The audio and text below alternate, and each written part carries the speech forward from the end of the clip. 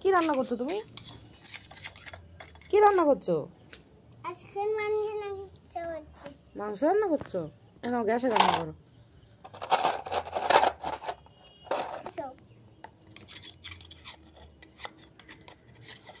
কি রান্না হচ্ছে ওটা? মাংস। বাহ, তুমি মাংস খাবে? হ্যাঁ। নিজে হাত দাও। কিসের?